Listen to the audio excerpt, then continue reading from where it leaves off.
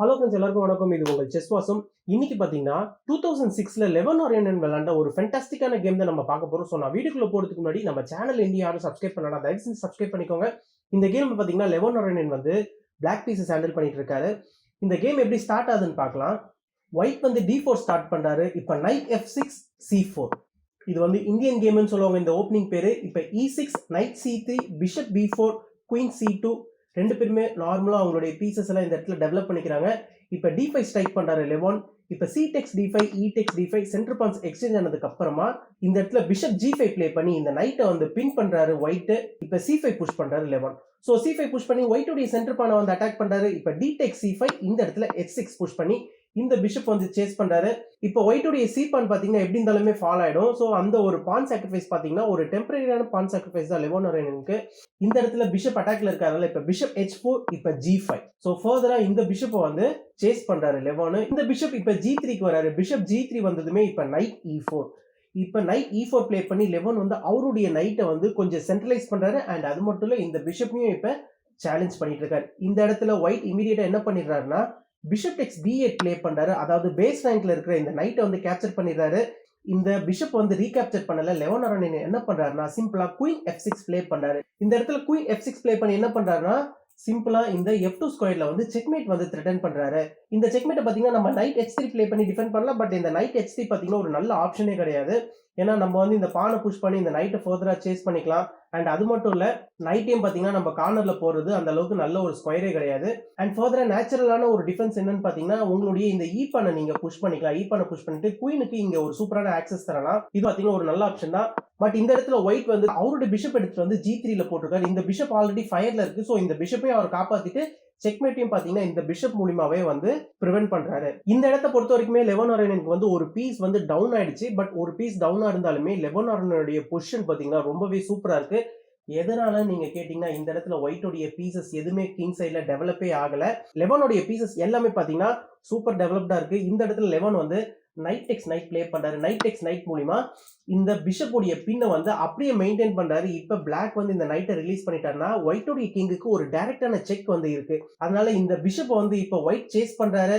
இந்த இடத்துல லெவன் ஆரியன் சிம்பிளா என்ன பண்றாருன்னா அவருடைய பிஷப்பை வந்து கேம்குள்ள கொண்டு வராரு. இந்த பிஷப்பை கேம்குள்ள கொண்டு வந்து குயினை வந்து அட்டாக் பண்றாரு. இப்ப இந்த பிஷப் எல்லாம் டேக் பண்ண முடியாது. ஒயிட்டோடைய குயின் போயிடும்.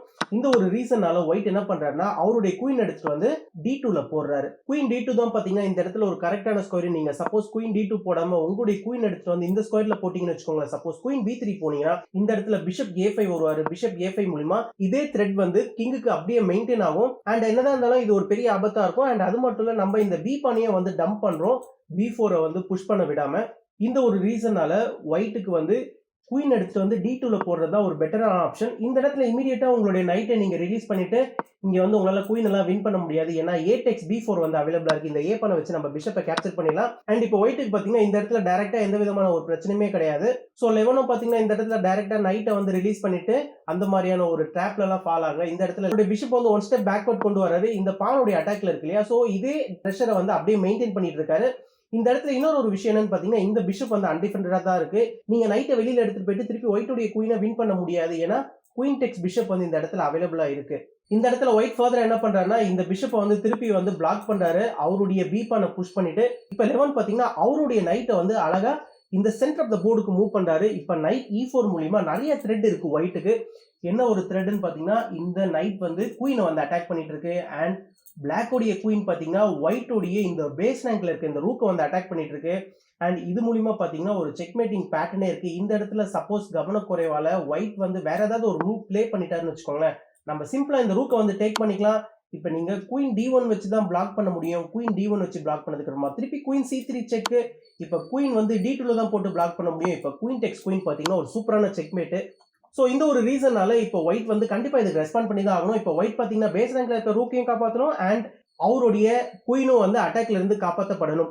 இந்த இடத்துல ஒயிட் என்ன பண்றாருன்னா குயின் C1 பிளே பண்றாரு. குயினையும் வந்து எஸ்கேப் பண்ணிக்கிறாரு. அண்ட் இந்த ரூக்குக்கும் பாத்தீங்கன்னா ஒரு டிஃபென்ஸ் தராரு. இப்ப லெவனுடைய பிஷப் அட்டாக்ல இருக்கு. பட் லெவன் இந்த இடத்துல அவருடைய பிஷப் வந்து சாக்ரிஃபைஸ் பண்றாரு. என்ன பண்றாருன்னா ரூக் C8 பிளே பண்றாரு. ரூக் C8 பாத்தீங்கன்னா இந்த இடத்துல ஒரு பிரில்லியன்டான மூவ். உங்களால இந்த பிஷப்பை வந்து டேக் பண்ண முடியாது. பிஷப்பை நீங்க சப்போஸ் டேக் பண்ணீங்கன்னு வச்சுக்கோங்களேன், ரூக் டெக் C5 வந்து நம்ம த்ரெட்டன் பண்றோம்.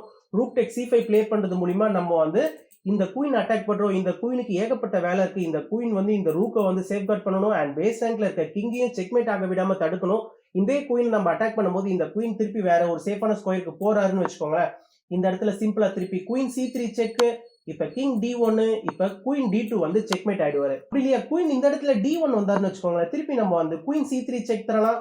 இப்ப நீங்க குயின் தான் குறுக்குல போடணும். இப்ப குயின் டெக்ஸ் குயின் பாத்தீங்கன்னா எனிவே செக்மேட் தான். இந்த ஒரு ரீசனால ரூக் C8க்கு அப்புறமா இந்த ரூக்குக்கு ஒரு ஆபத்து இருக்கு அப்படின்றத ஒயிட் வந்து தெரிஞ்சுக்கிட்டு அவருடைய ரூக்கு தூக்கி டைரக்டா A2லயே போட்டுட்டாரு. சோ இப்ப குயினுக்கு வந்து கொஞ்சம் பிரஷர் குறையும்.